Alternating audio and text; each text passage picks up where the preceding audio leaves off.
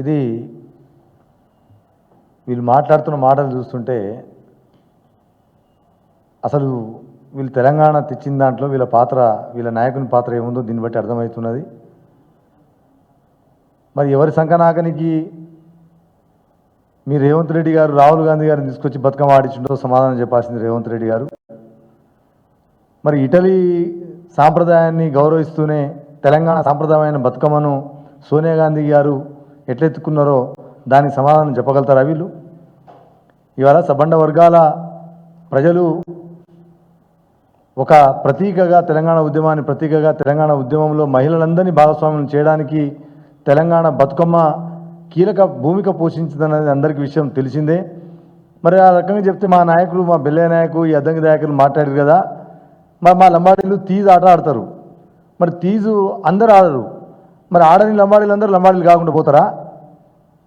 ఇది ఎంత ఆశ్చర్యకరమైనటువంటి పద్ధతుల్లో మాట్లాడుతున్నారు. ఎందుకు ఈ బతుకమ్మ మీద ఇంత రచ్చ చేస్తున్నారో నాకైతే ఇప్పటికీ అర్థం కావట్లేదు. దీన్ని తీవ్రంగా ఖండిస్తున్నాం.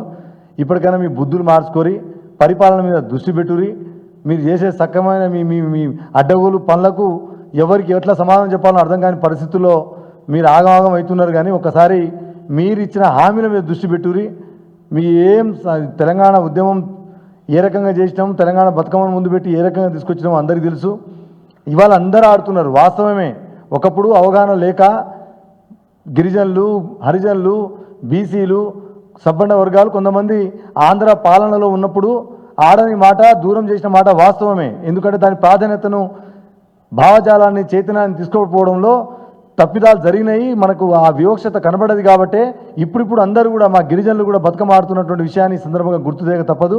అద్దంకి దయాకరు భార్య అయినటువంటి సోదరిమణి మా లంబాడి బిడ్డే, మా బెల్లయ్య నాయక్ భార్య అని కూడా అడగండి. ఇండ్లలో ఎన్ఎం శ్రీనివాసరెడ్డి గారు మరి ఆడవాళ్ళందరి ఆటను అవమానించే పద్ధతిలో మాట్లాడారు. మరి ఇంటికి పోతే అన్నం పెడతారో పెట్టరో అది కూడా చూసుకోవాలి. ఇది దుర్మార్గమైనటువంటి ఆలోచన. ఎందుకు అంటే బతుకమ్మ అనగానే టీఆర్ఎస్ పార్టీ బీఆర్ఎస్గా బతుకమ్మను తెలంగాణ ఉద్యమాన్ని కేంద్రీకృతం చేసి సబ్బండ వర్గాలందరినీ బతుకమ్మను సెంటర్ చేసి మహిళలను కుటుంబ సమేతంగా తెలంగాణ ఉద్యమంలో పాల్గొనేట్లాగా చేసినందుకు దాన్ని దూరం చేయాలని మైమరిపించాలనే ఉద్దేశం తప్ప ఇంకోటి లేదు. ఇది ఖచ్చితంగా ఇది ముమ్మాటికి తెలంగాణ సమాజం ఒప్పుకోదు. మహిళల్ని అగౌరవపరుస్తున్న మీ సంస్కృతి నీచమైన సంస్కృతిగా మీ నోర్లు అదుపులో పెట్టుకోవాల్సినటువంటి అవసరంగా ఉందని చెప్పి సందర్భంగా హెచ్చరిస్తా ఉన్నాం. ధన్యవాదాలు.